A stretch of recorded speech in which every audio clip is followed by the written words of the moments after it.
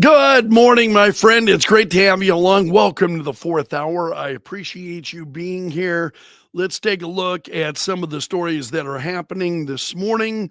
Trying to see where to start. We got to start at the New York Post because take a look. Take a look. This was Elon Musk and Donald Trump did a sit down with Sean Hannity, and this is going to air tonight on the Hannity program. So you have Elon Musk, who was talking about Trump derangement syndrome, and Musk saying, I used to be adored by the left. He was adored by the left. Let's take a look at this story for more details. So I love that him. So hold on a second here. Let's wonder if there's going to actually be a little bit of video that we can watch on this. Okay, hold on. Because I was so busy looking at the actual printed word. Let's take a listen to the interview. Here we go. You're going to rescue astronauts. And now, and again, you do all of this. I would think liberals would love the fact that you have the biggest electric vehicle company in the world. Yeah, I mean, I used to be adored by the left, you know. Yeah, not anymore. Less so these days. You killed that, huh? I mean, I really didn't. well, I mean, this whole sort of like, you know, they call it like Trump derangement syndrome. And I didn't, you don't realize how real this is until like you can't reason with people. So like I was at a friend's birthday party in LA, just a birthday dinner. And it was like a nice, quiet dinner, and everyone was behaving normally. And then I happened to mention, this is before the election, like a month or two before, I happened to mention the president's name. And it was like they got shot with a dart in the jugular that contained like methamphetamine and rabies, okay? And I'm like, what is wrong? Guys, like, you just can't have like a normal conversation. Yeah. And it's like they become completely irrational. Completely irrational. Yeah, absolutely right. Absolutely right. This is pretty crazy. There were some other things in here that beyond that, because he and Trump, and this will be interesting, and this should come up. The full interview will air tonight during Hannity's program. And so here's Trump talking. And he says, at one point in the interview, Hannity asked Trump about the media's desire to see he and Elon Musk go at it. And Trump says, Elon called me. They're trying to drive us apart, he says. Stinking ads. They're trying to drive us apart. And I said, absolutely, Trump said. They said, we have breaking news. Donald Trump has ceded control of the presidency to Elon Musk. President Musk will be attending a cabinet meeting, tonight at 8 o'clock, Trump says. And I just say, it's just so obvious. So Trump knows this. And take a look at this, because I think Donald Trump is really smart. And he says, you know what I've learned, Elon?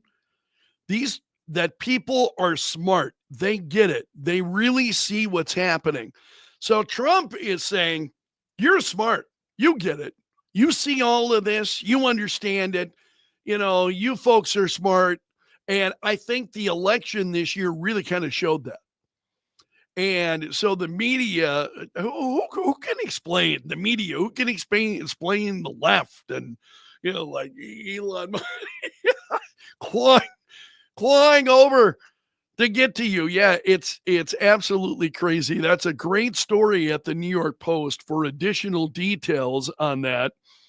There is also a story involving Governor Kathy Hochul and New York City Mayor Adams. And she is weighing the serious step of removing the mayor after 4 of his deputies resigned. So she's meeting with key leaders in the office as to how they can move forward. She said in her statement Monday, the resignation of the first deputy and other officials raises serious questions about the long-term future of Adams' administration. So she is looking into removing Eric Adams. And again, what is with the left? These people are crazy. This is just like absolutely nuts. So she said that in the 235 years of New York State history, the governor's power to remove an elected mayor had never been used, and that overturning the will of the voters is a serious step. But she's willing to do it. She is. Yes, it's a very serious step, but she's willing to do it. These people are just off the rails. It is crazy town. All right, few other stories for you here this morning. While we're talking about Elon Musk and what's going on, the White House, this is new. I had not seen the story until a few minutes ago. From Newsmax, the White House saying that Elon Musk is not an employee of Doge. He's a senior advisor to the president.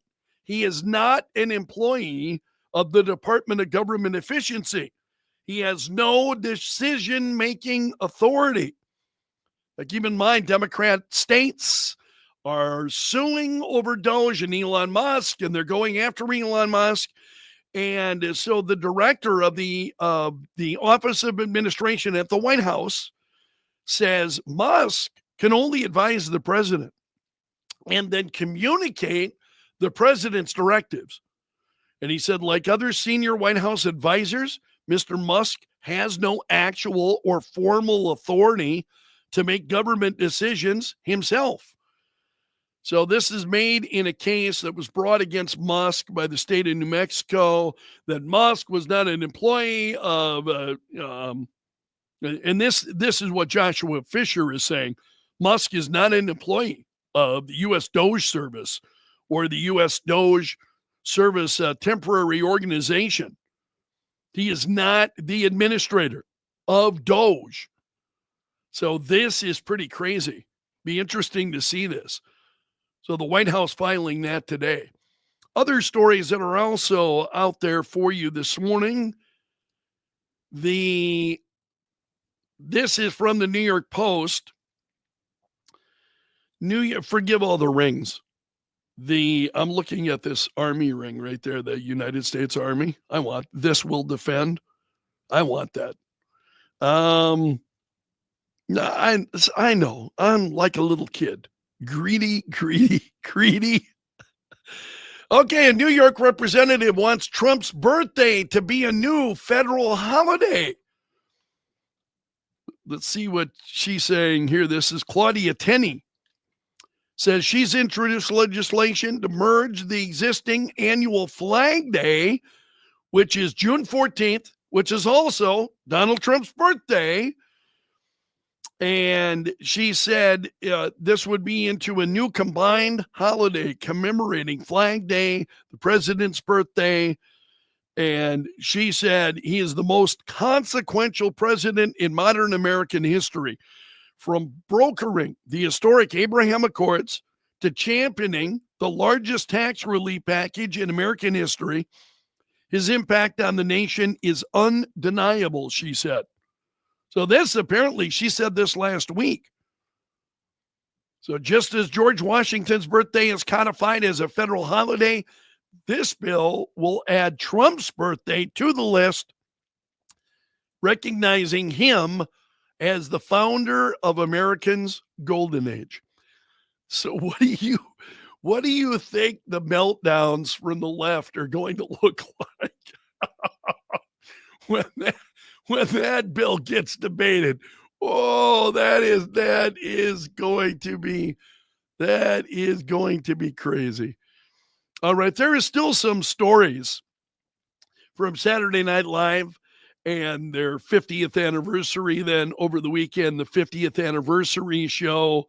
And these are trending this morning. Kevin Costner apparently, this was during a joke that Ryan Reynolds made about, and this is a little bit, I think, Ryan Reynolds joked about his wife's legal feud with Justin Baldoni during the 50th anniversary. And so they were sitting together, and I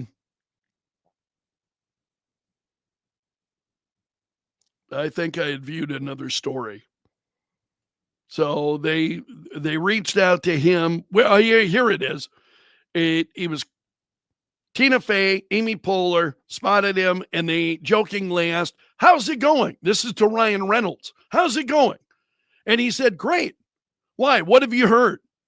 So he's referencing then the legal feud that his wife is embroiled in with Baldoni. Well, sitting right behind them is Kevin Costner. And he apparently, several social media users commented what caught their attention was Costner's reaction to Ryan Reynolds' joke. And one person on X said, "The rest of us are Kevin Costner. Blake and Ryan have some explaining to do. And what they did to Justin Baldoni is not funny at all." And someone else said, "Forget Ryan Reynolds and Blake Lively. Look at Kevin Costner's face." Another saying Kevin Costner's reaction to Ryan Reynolds is classic. Blake Lively and Justin Baldoni's fiasco is spread throughout Hollywood, and this just goes on. So that was and somebody mentioned that to me this morning. I'd not seen any stories about this. So that was a big moment during the Saturday Night Live. Also, we had Tom Hanks, I think, I don't know, in an effort to absolutely destroy his fandom among people on the right. Tom Hanks, I mentioned to you, and I showed a portion of the clip from, actually I played it on the air yesterday. Saturday Night Live. Eddie Murphy was there, and it was pretty funny. Well, later it was a Black Jeopardy sketch that they were doing. Well, later I only had seen a few moments of it, which is generally the case in the morning. I'm seeing things, so I go and I take a look at the video, and I just have a chance to glance it. I don't have a chance to watch it all. I've not watched the Saturday Night Live 50th anniversary yet. But folks were pretty unhappy with Tom Hanks mocking Trump supporters during this Black Jeopardy sketch. So apparently at one point he comes out and he's reprising a character that he played on Saturday Night Live like 10 years ago. He is playing a character named Doug, and you can see the photo of him here with his MAGA hat on. And he comes out. Can I say something? If more folks went to church, we wouldn't be the mess we're in now. And so Kenan Thompson is the host. He goes over, agrees with Doug, goes over to shake his hand, and then he doesn't want to touch him. Says, "Oh, no, I don't like that."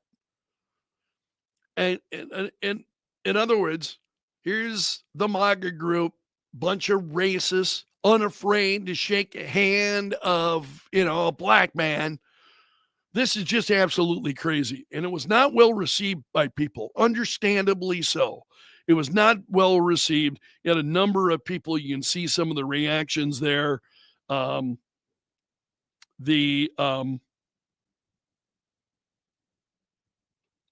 who's saying Tom Hanks just ruined the SNL 50. Philip Anderson saying, can we all just take a moment to acknowledge the fact that Tom Hanks is a blank? And then the F-bomb getting dropped by others here. Folks who are mad about this. And I think that we saw this coalition during the election was huge. It was a huge coalition of people who moved to elect Donald Trump. And Saturday Night Live, and as I was hearing these reactions and seeing it, I'm like, exactly why I stopped watching that show. I don't know how many years ago it's been since I stopped watching. I mean, I was still married at the time, so it's been a number of years. I've been divorced now for a number of years. I mean, first married, um, and I remember, Saturday Night Live for me was something it was a part of my lifestyle. I just enjoyed that show. I grew up. I remember watching the very first Saturday Night Live, begging my parents to let me stay up and watch it. George Carlin was the host. I stayed up and I watched it that night. And man, I watched. I loved the Blues Brothers. I was going to find a photo for you. I'll have to dig this up. We used to dress as the Blues Brothers, a couple of us, you know, um, black suit, a black tie, shades, the hat. I mean, and it was spot on. I mean, it was, I looked more like Dan Aykroyd than, but I was thin at that time. Not so much anymore. I look more like the later Blues Brothers now, but I love that show. Just absolutely loved it. And I'll tell you, it got to a point where I just said, I can't watch this. I just can't watch it anymore. It's, first of all, it wasn't funny. It was insulting. And, the comedy that I enjoy are people who are, I call them equal opportunity offenders. They're equal opportunity offenders. They will offend people on the right. They'll offend people on the left. They're just going to offend everybody. And they're funny while they're doing it. And I think Saturday Night Live lost that decades ago.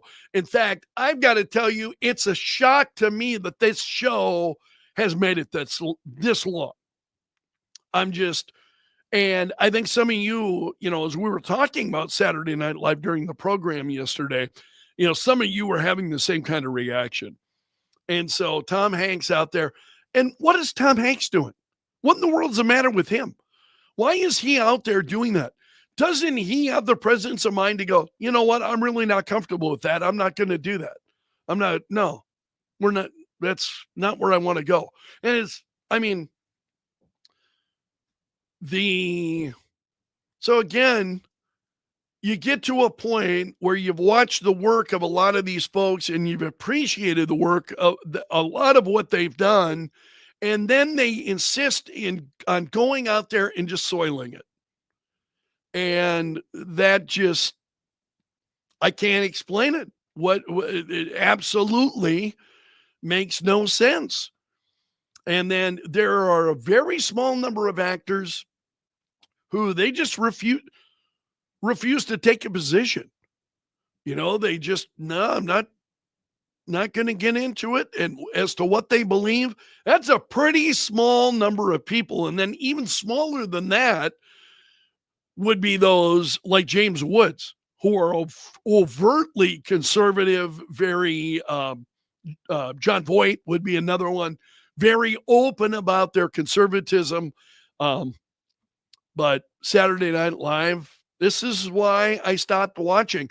Thanks again for the reminder, Saturday Night Live, as to why I no longer watch the program. All right, I'm going to leave it there for today. I want to thank you so much for letting me join you. You are part of my gallery of champions. You made it to the end of the video. Thank you. Hit the like button before you leave. And if you would do me a solid, let a friend know about what we're doing. It'd be very greatly appreciated. We're going to leave it there for today. You take care. See you again tomorrow. It's cold out there. Try and stay warm until tomorrow. And we'll do it all again. You take care, my friend. See you soon.